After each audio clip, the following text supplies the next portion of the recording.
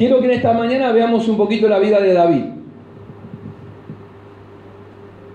3 características que sobresalían en su vida, que le dieron un rumbo a su vida. David fue un muchacho que tuvo muchos altos y muchos bajos. Tuvo éxitos y grandes fracasos en la vida. Tuvo amistades que fueron una bendición y tuvo enemigos mortales. Es una vida que tiene muchas lecciones para que nosotros podamos aprender. Pero hay 3 cosas que sobresalen en la vida de David. Dice Hechos 13:22, quitado este, ¿a quién lo quitaron del trono? A Saúl. Saúl era un muchacho que fracasó. ¿Por qué? Porque se apartó de Dios. Cuando uno se aparta de Dios, irremediablemente va a fracasar en la vida. Y quiero que esta palabra se te grabe en la mente. Cuando uno se aparta de Dios, irremediablemente va derecho al fracaso. Quitado Saúl, Dios levantó por rey ¿a quién? A David, de quien dio también testimonio diciendo lo de que nadie se dijo. Dios dijo de David: he hallado a David, hijo de Isaí, un varón conforme a mi corazón. ¿Quién hará, dice el Señor, todo lo que yo quiero, dice Dios? Qué importante, ¿no? David tomó muchas decisiones correctas y se arrepintió cuando tomó malas decisiones. Pero la primera característica que sobresale en la vida de David es que notamos que David era un hombre de guerra. Y nosotros en esta mañana tenemos que comprender esta palabra, y yo quiero que vos seas un guerrero. No para pelearte con los demás. Quiero que seas una guerrera de la vida, quiero que seas un guerrero de la vida.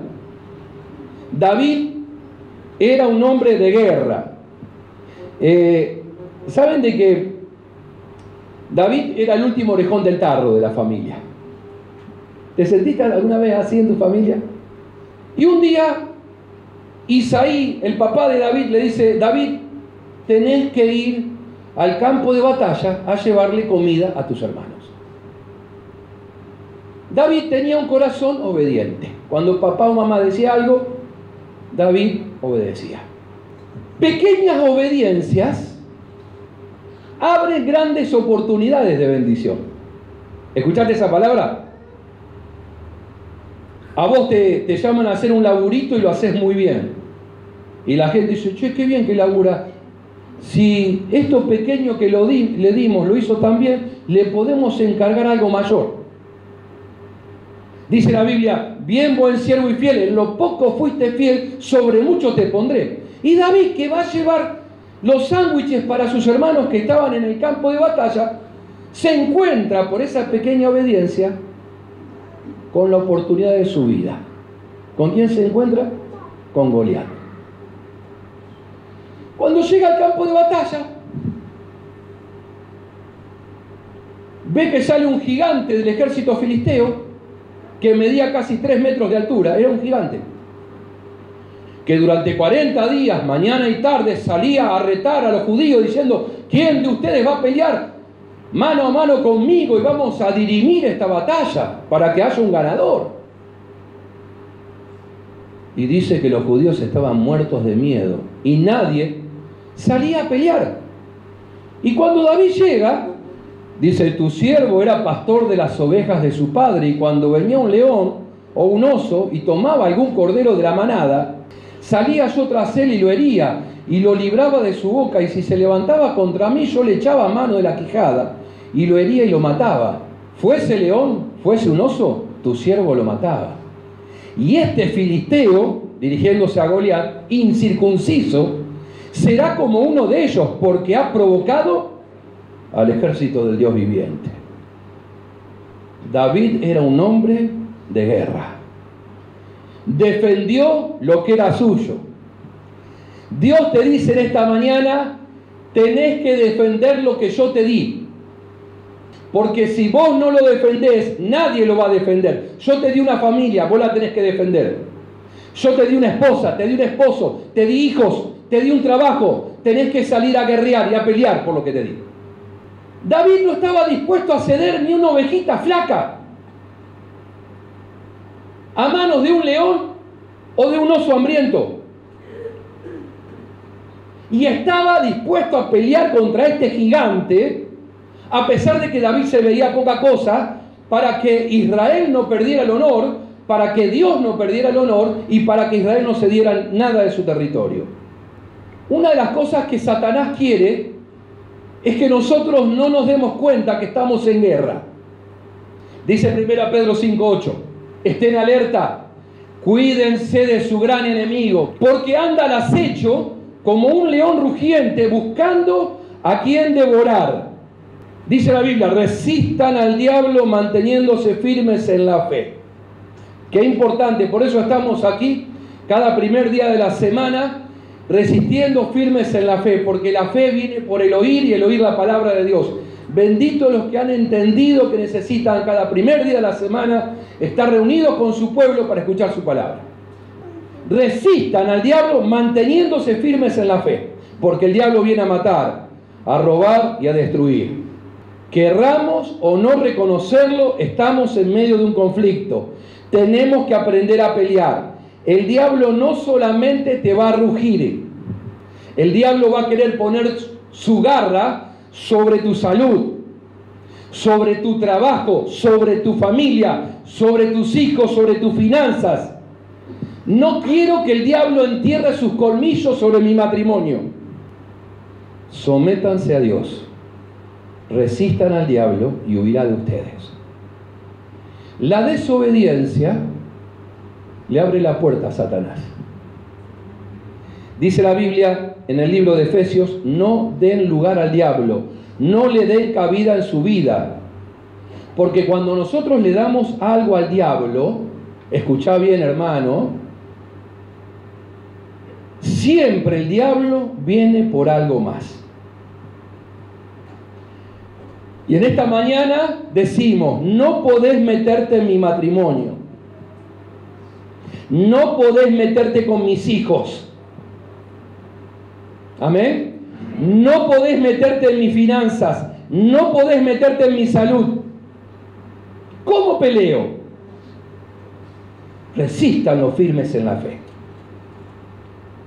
Dice la Biblia que David fue al arroyo, tomó 5 piedras lisas del arroyo, puso una de esas piedras en la honda, la empezó a dar vueltas y esa piedra que rodaba salió disparada, dio en la frente del gigante que cayó muerto a tierra.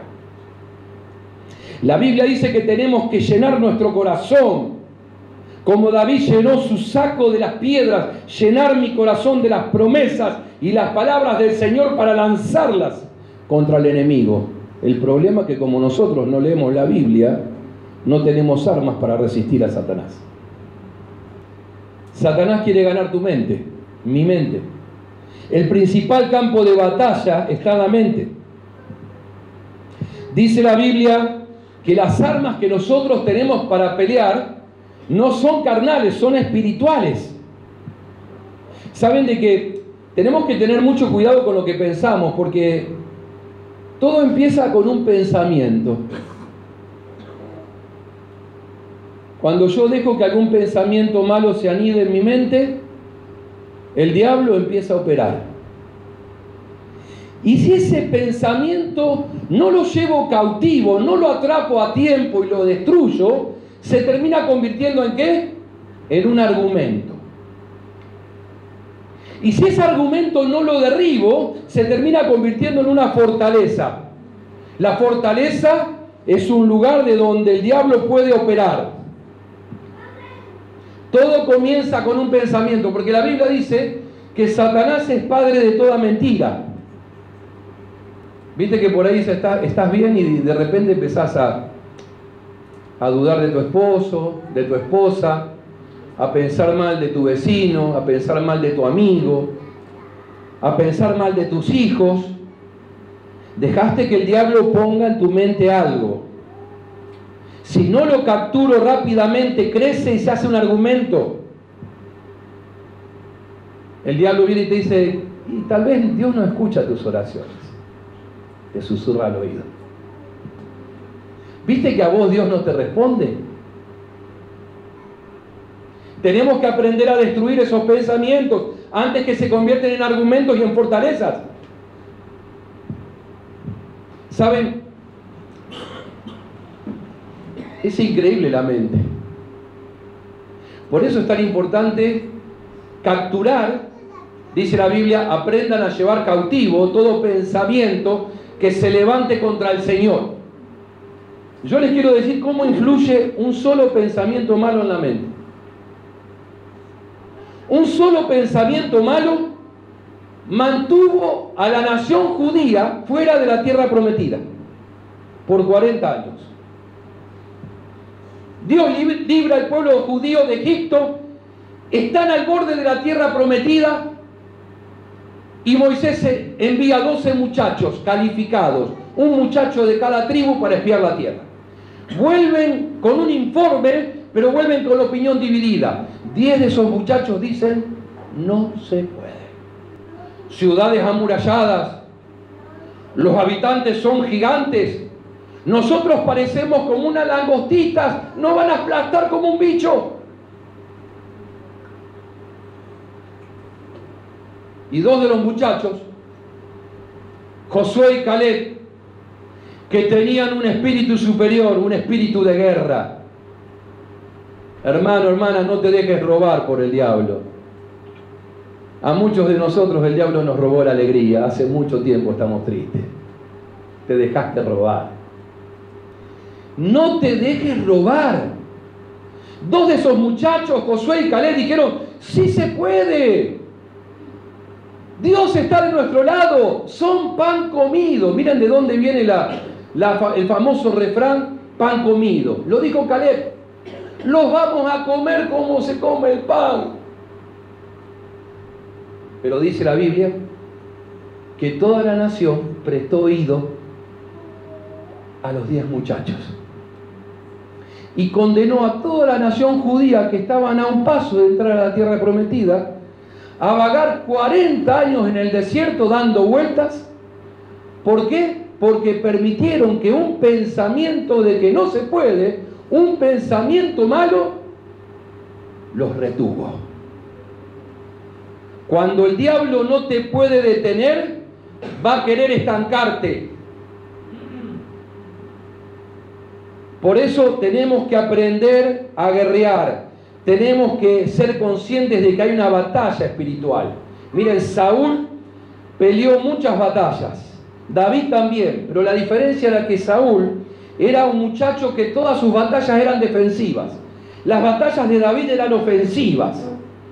El diablo quiere detenerte, quiere estancarte. Y muchos de nosotros vivimos la vida a la defensiva. En tiempos de crisis decimos, hay que tratar de mantener lo que tengo. No que hay que tratar de mantener. En tiempos de crisis vamos a crecer en el Señor. Porque el Dios que tengo no está en crisis. Porque Dios no me mandó a mantener. Vieron que hay equipos de fútbol y dice, vamos a mantener el 0 en el arco. Y cuando le hacen un gol, listo, no pueden empatar más. La pregunta en esta mañana es, ¿sos una persona defensiva o jugás a ganar en la vida?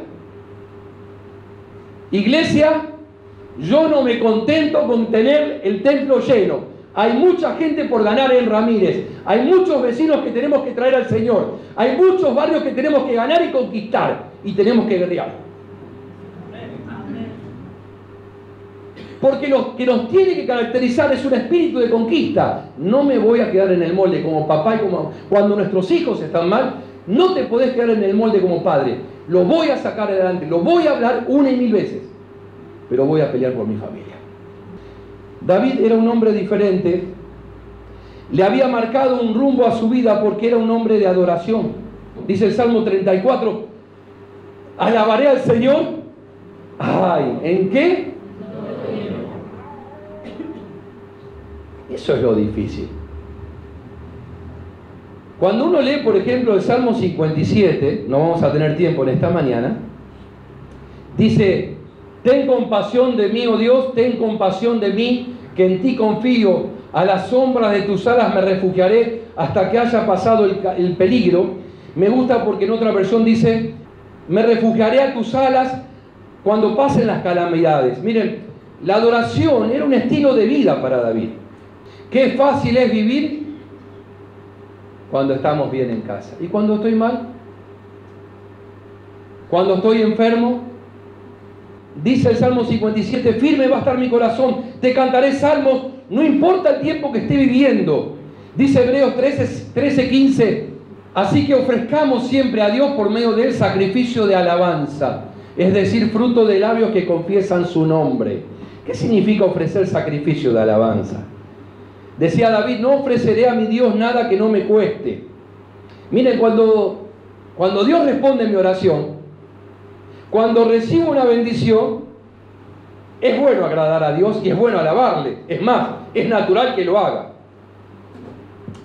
Pero cuando yo veo que las oraciones que hago no son contestadas, cuando yo veo que no hay cambios en mis circunstancias, y digo, Señor, aunque las nubes estén negras en el cielo de mi vida, aunque no encuentro respuesta a mi oración, aunque mi situación no cambia, igual te alabaré e igual te adoraré. Eso significa sacrificio de alabanza. No es sacrificio cuando yo alabo o adoro cuando estoy bien, eso es ningún sacrificio. Sacrificio de alabanza es cuando no tengo ganas de adorar o alabarlo, porque las cosas no me van bien, pero igual digo, Señor, en ti confío.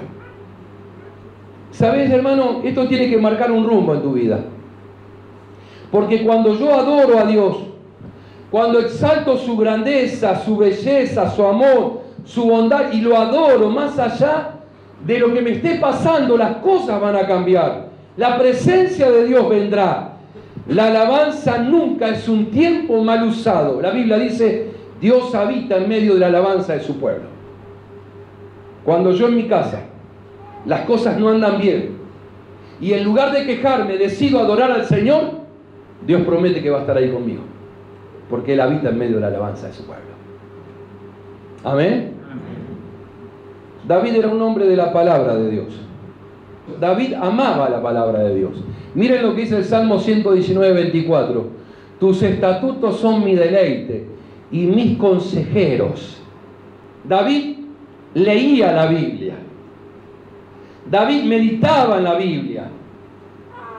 David vivía de acuerdo a la Biblia. David buscaba respuestas a los problemas de su vida en la palabra del Señor. ¿Cuántos de nosotros estamos buscando sabiduría en la palabra del Señor? Señor, ¿por qué me sucede lo que me está pasando? Vamos a encontrar respuestas en la palabra, porque Dios nos habla de muchas maneras. Dios me habla a través de su palabra. Pero también Dios me habla a través de la oración. Dios habla todo el tiempo, que yo no lo escuche es otra cosa. Pero Dios en este momento de tu vida te está hablando, te está diciendo cosas. Dios te habla a través de la palabra, te habla a través de la oración. Dios te habla en la iglesia. Por eso es tan importante que vengamos. Porque Dios me habla.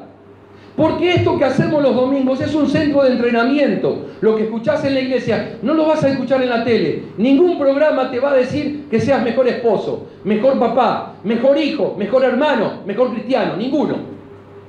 Lo que recibís acá no lo recibís en ningún lado. Dios te habla en la iglesia. Dios te habla también por las circunstancias que me están pasando. Señor, en vez de ¿por qué me sucede esto? ¿Para qué me sucede esto? Dios me habla también a través de mis amigos. Pero Dios también me habla a través de mis enemigos.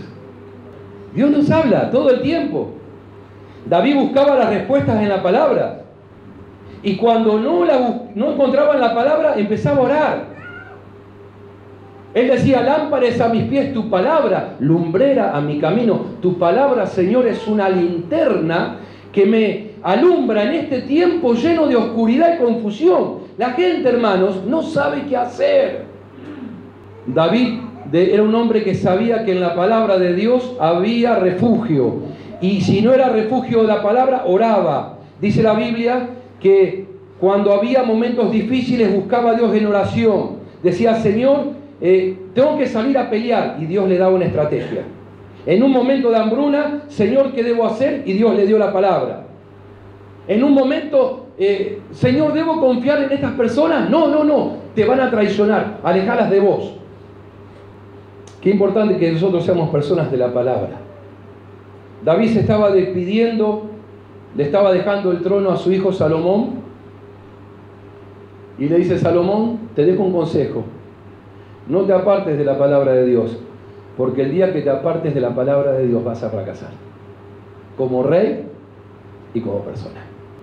Increíble, ¿no? Porque yo recién les decía que qué importante que uno a veces, Dios nos habla a través de nuestros amigos.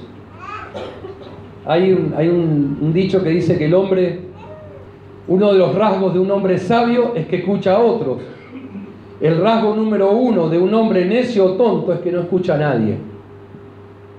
A veces Dios manda a un amigo para hablarte y ese amigo te dice, ¿qué haces con esta chica? Te vas a arruinar la vida. ¿Qué haces con este hombre? ¿Tú te das cuenta que te está apartando de Dios? ¿Viste? Y cuando uno es sabio, uno escucha.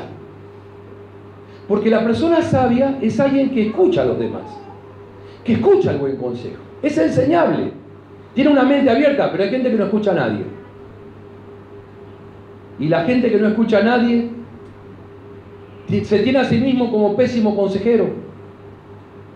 Dios te habla de muchas maneras y a través de muchas personas. Termino diciendo que Dios muchas veces nos habla a través de nuestros enemigos. Miren, la Biblia nos habla de un rey llamado Josías. Josías era un muchacho que obedeció a Dios con todo el corazón.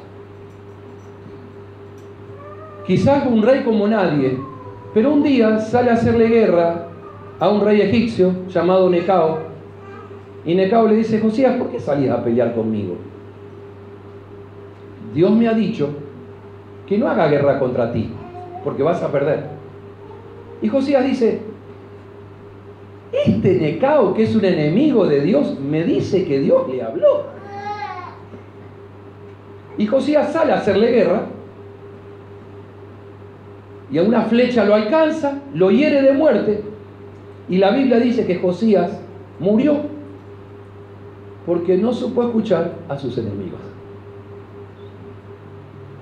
Dios nos habla de muchas maneras y de muchas formas. ¿Saben lo triste? Es cuando uno se empieza a endurecer, hermanos. No hay peor cosa cuando Dios te habla y empezás a formar un callo en el corazón. Y las balas no te entran. Las balas de la palabra de Dios. La bala del buen consejo. A veces tenemos argumentos, fortalezas que se levantan contra Dios y no las derribamos. Y en esta mañana es necesario decirle, Señor, no quiero que mi mente sea un puesto de donde el diablo opere. Quiero que mi mente sea un lugar donde puedo obedecer la palabra del Señor. Tenemos que ser personas de guerra. Tenemos que ser personas de adoración. Y tenemos que aprender a ser personas que amen la palabra del Señor. Personas enseñables. Personas con una mente dispuesta y abierta a escuchar y aprender y atender el buen consejo. Señor, dame sabiduría cuando recibo un mal consejo, cuando debo apartarme de alguien, cuando debo traer a esa persona a mi vida, porque Dios te va a responder. David le dijo a Salomón, Salomón, si buscas a Dios de todo corazón, seguro que lo vas a encontrar. Y esa palabra es para vos esta mañana. Querido hermano, querida hermana, si buscas al Señor de todo corazón, Dios te va a contestar.